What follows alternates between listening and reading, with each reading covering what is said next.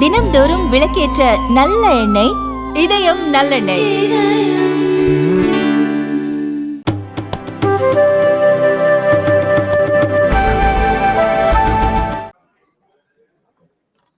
Item number 24 Shri Rahul Gandhi ji.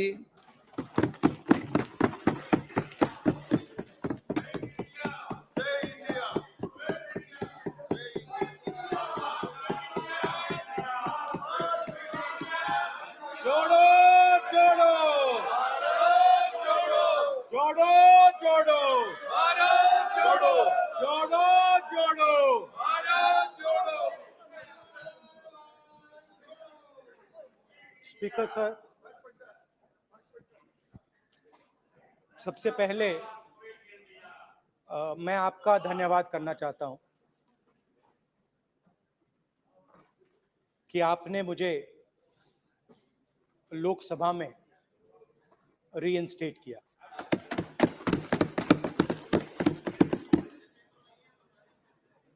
और पिछली बार जब मैं बोला तो शायद मैंने आपको थोड़ा कष्ट भी पहुंचाया, क्योंकि मैंने इतनी जोरों से अदानी जी पे फोकस किया कि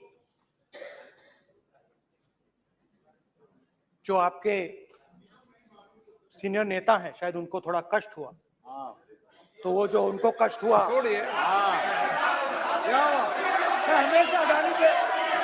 हमेशा अडानी पे अभी भी कष्ट हो रहा है। वो जो कष्ट हुआ, अभी भी कष्ट हो रहा है। विषय पे आइए, विषय पे। अभी भी कष्ट हो रहा है। ये देखिए, ये सारे नहीं मगर सुनिए तो वो जो कष्ट हुआ 1 2 3 4 5 उसका असर शायद आप पे भी थोड़ा हुआ। तो इसके लिए मैं आपसे माफी मांगता हूं, मगर मैंने सिर्फ सच्चाई रखी थी। मगर आज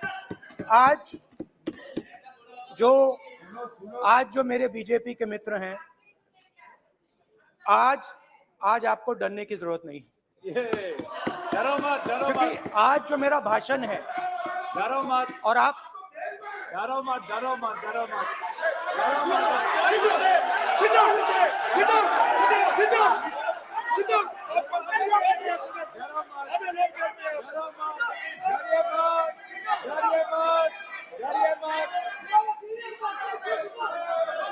स्पीकर सर, अरे बैठो ब्रदर।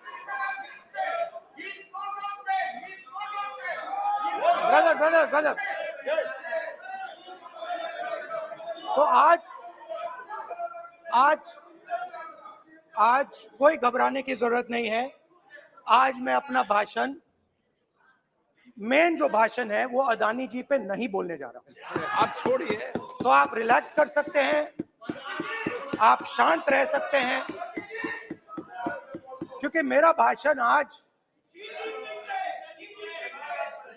दूसरी डायरेक्शन में जा रहा है।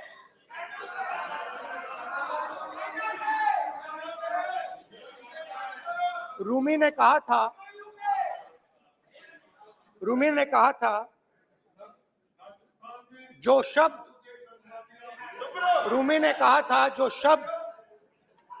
दिल से आते हैं वो शब्द दिल में जाते हैं। तो आज मैं दिमाग से नहीं बोलना चाह रहा हूं, मैं दिल से बोलना चाह रहा हूं।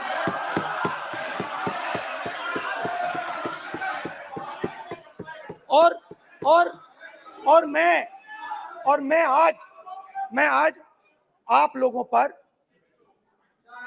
इतना आक्रमण नहीं करूंगा। मतलब एक दो गोले जरूर मारूंगा, मगर इतना नहीं मारूंगा। तो आप रिलैक्स कर सकते हैं। डरिए मत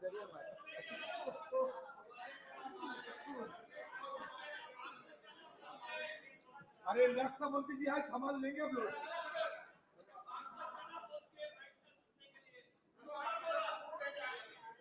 पिछले साल 130 दिन के लिए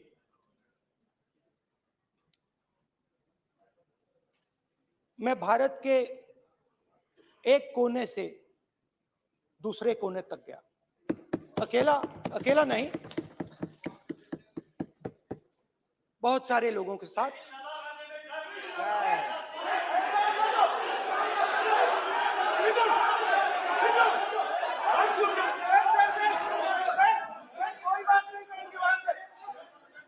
सर ये हमारा टाइम खत्म करने का साजिश है। प्रधानमंत्री बोलेंगे ऐसे ही होंगे सर। सारे समय निकल गए। जबरदस्ती समुद्र अधीर समुद्र के तट से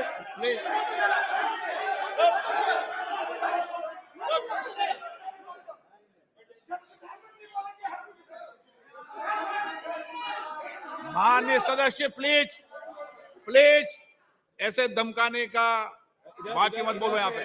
यहाँ पे बोलिए, आप उधर भी हाँ बोलिए। प्लीज।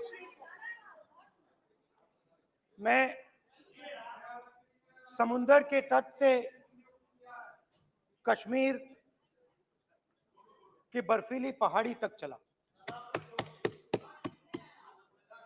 नहीं, लद्दाख को मैंने नहीं छोड़ा। यात्रा अभी खत्म नहीं हुई है, यात्रा जारी है और जरूर लद्दाख आएंगे, घबराइए मत। बहुत सारे लोगों ने मुझसे पूछा यात्रा के दौरान, यात्रा के बाद कि राहुल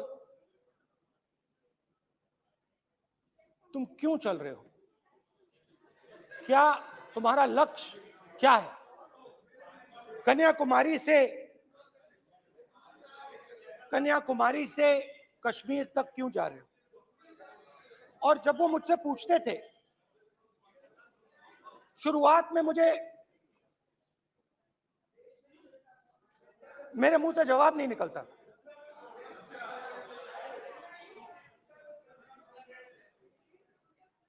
शायद मुझे ही नहीं मालूम था कि मैंने ये यात्रा क्यों शुरू की। जब मैं कन्याकुमारी से शुरू हुआ,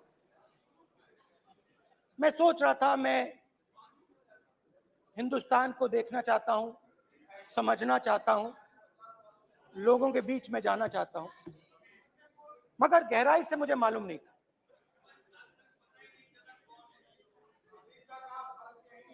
थोड़ी देर में मुझे बात समझ आने लगी।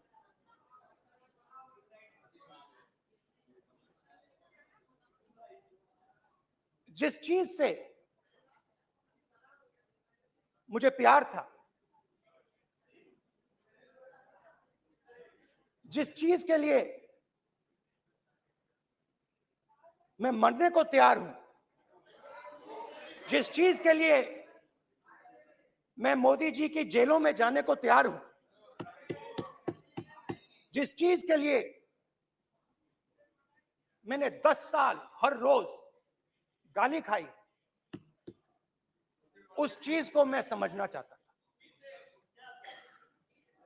ये है क्या जिसने मेरे दिल को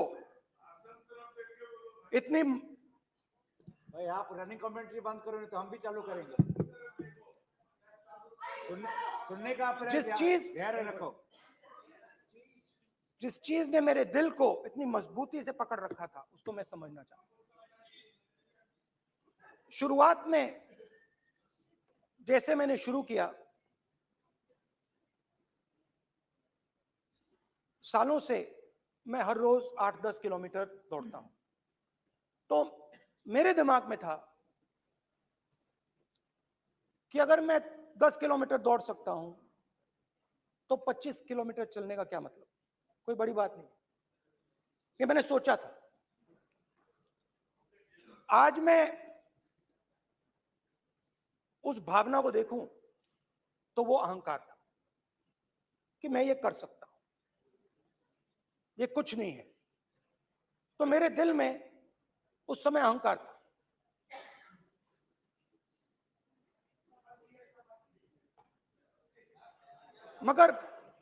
मगर भारत अहंकार को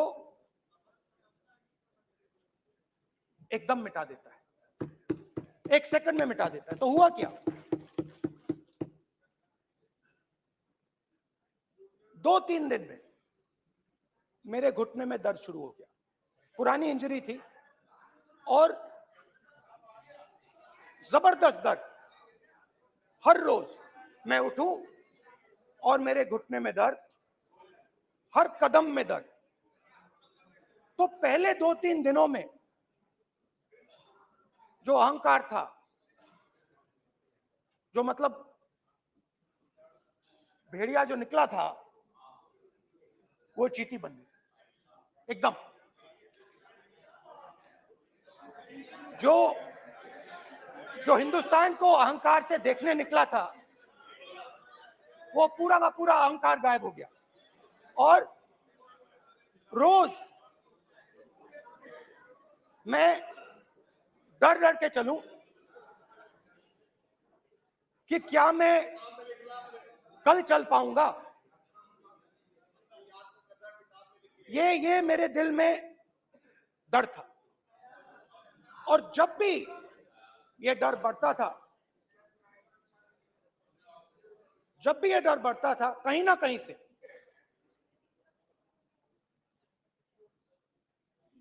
कोई ना कोई शक्ति मेरी मदद कर देती। एक दिन मैं सह नहीं पा रहा था, एक छोटी सी लड़की आती है, मुझे चिट्ठी दे देती। मैंने चिट्ठी खोली, 8 साल की थी, उसमें लिखा था, Rahul, I am walking with you, don't worry. उसने मेरे पैर में चोट देखी और उसने अपनी शक्ति मुझे दे दी। सिर्फ उसने नहीं, लाखों लोग ने। और शुरुआत में जब मैं चल रहा था, कोई किसान आता था, मैं एकदम पहले उसको अपनी बात बताता था कि आपको ये करना चाहिए, आपको इस प्रकार से काम करना चाहिए। मगर इतने लोग आए, हजारों लोग आए, कि थोड़ी देर में मैं बोल नहीं पाया। जो मेरे दिल में बोलने का डिजायर था, वो बंद हो गया। बोल ही नहीं पाया, क्योंकि इतने लोगों से बोलना था।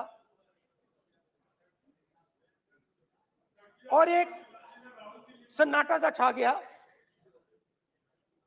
भीड़ की आवाज थी, भारत जोड़ो, भारत जोड़ो, भारत जोड़ो।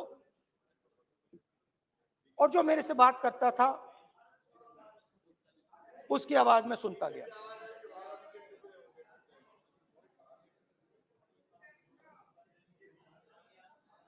हर रोज सुबह 6 बजे से रात 7-8 बजे तक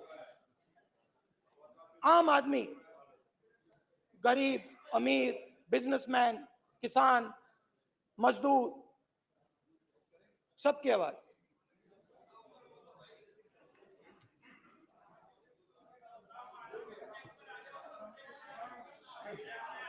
आ रहा हूं। आप कल से रुके, अब थोड़ा और रुक लो, 5-10 मिनट रुक जाओ। तो ये चलता गया, मैं बात सुनता गया। और फिर मेरे पास एक किसान आया, और किसान ने हाथ में रुई पकड़ी हुई थी, और उसने मुझे कहा, अध्यक्ष महोदय, उसने मुझे कहा, मेरी आंख में देखकर उसने मुझे अपना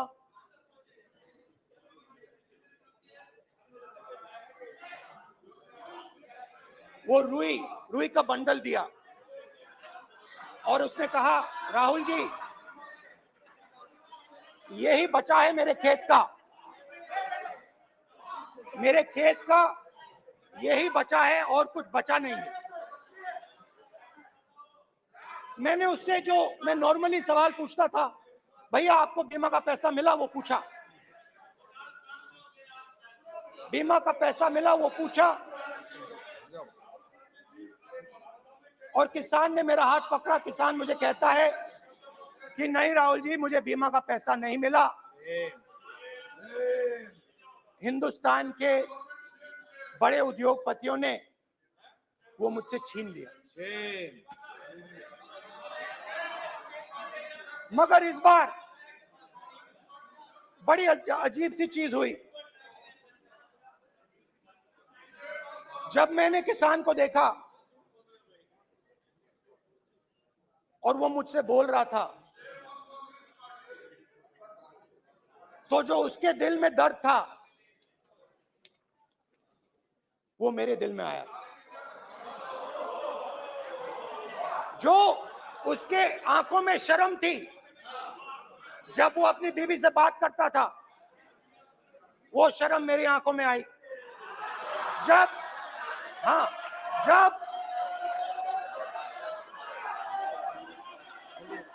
जब उसकी जो भूख थी वो मुझे समझ आई। और उसके बाद यात्रा बिल्कुल बदल गई। मुझे भीड़ की आवाज नहीं सुनाई देती थी, मुझे सिर्फ उस व्यक्ति की आवाज सुनाई देती थी जो मेरे साथ बात कर रहा था। उसका दर्द, उसकी चोट, उसका दुख, मेरा दुख, मेरी चोट, मेरा दर्द बन गया। समझने की कोशिश करो।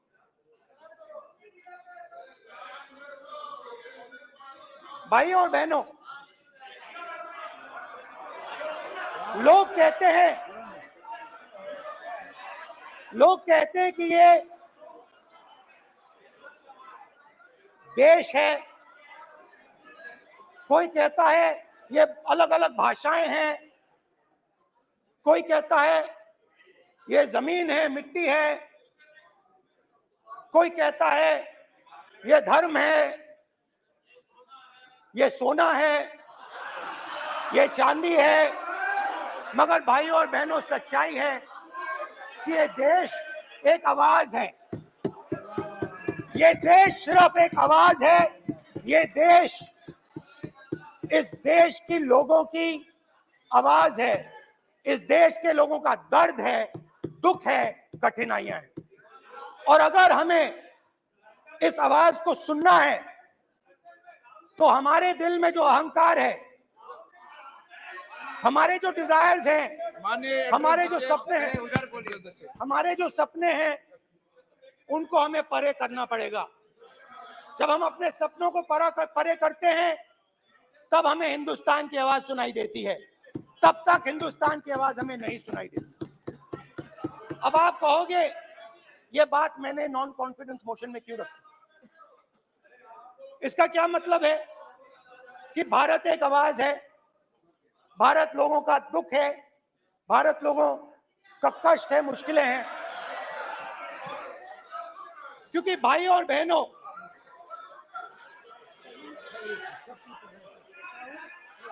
अध्यक्ष महोदय, अब पूरा सूद समेत जवाब तुमको मिलेगा, पूरा सूद समेत जवाब देंगे सर। फिर आप हमें मत रोकेगा सर। अध्यक्ष महोदय, फिर आप हमें मत रोकेगा सर।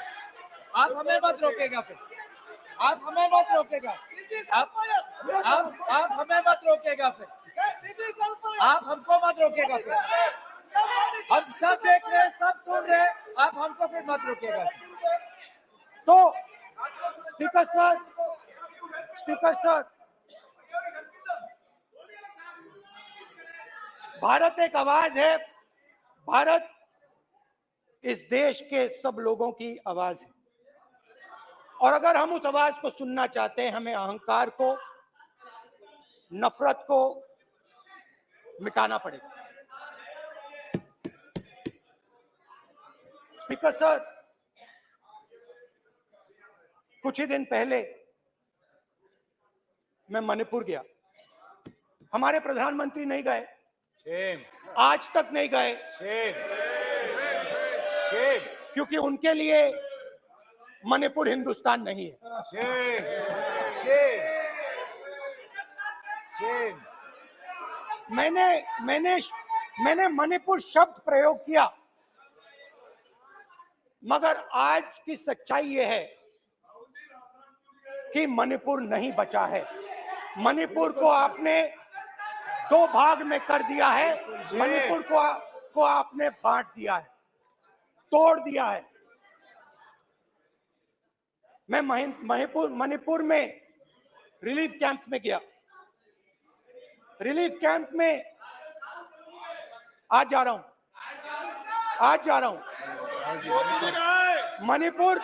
मणिपुर में रिलीफ कैंप में मैंने महिलाओं से बात की। ठीक है सर, अब आप मत रोकिएगा। It's not fair. आप अब मत रोकिएगा। No, you tolerate him something. Sir, don't allow him. No, sit down. पूरा टाइम देखें। Why you want this hooligan? कल देखेंगे, कल देखेंगे, कल देखेंगे। प्रधानमंत्री की बात नहीं करेंगे सर ऐसे।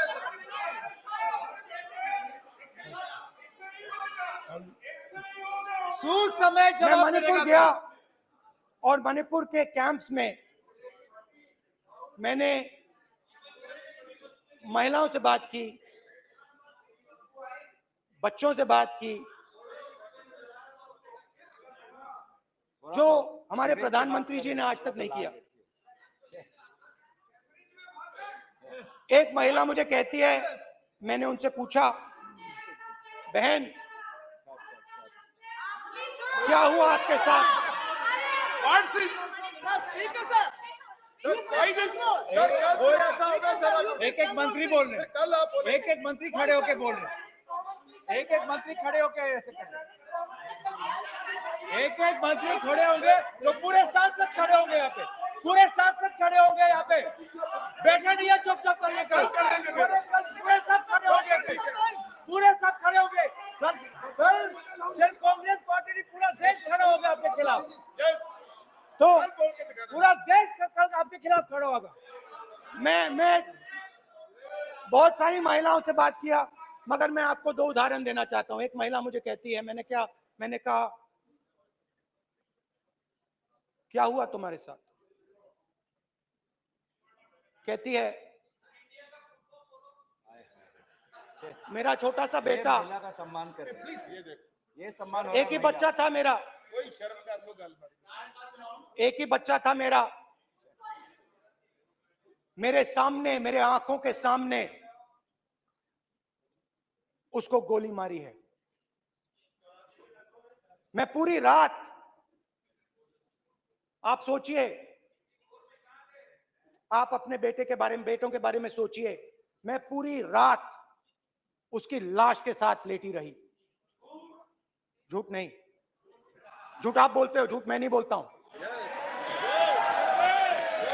मैं पूरी रात उसकी लाश के साथ लेटी रही और फिर मुझे डर लगा, मैंने अपना घर छोड़ दिया, जो भी मेरे पास था वो मैंने छोड़ दिया।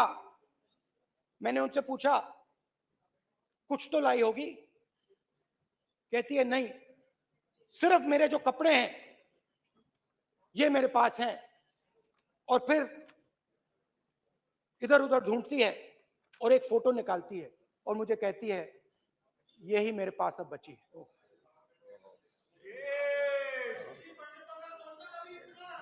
एक और उदाहरण, दूसरे कैंप में मैं, एक महिला मेरे सामने आती है, मैं उससे पूछता हूं तुम्हारे साथ क्या हुआ? क्या हुआ तुम्हारे साथ? और जैसे ही मैंने ये सवाल पूछा,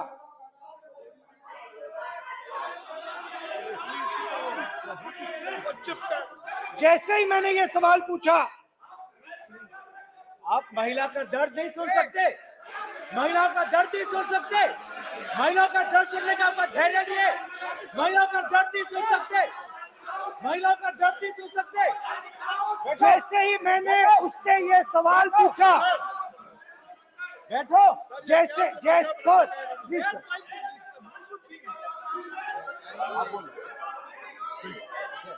शर्म करिए, शर्म करिए।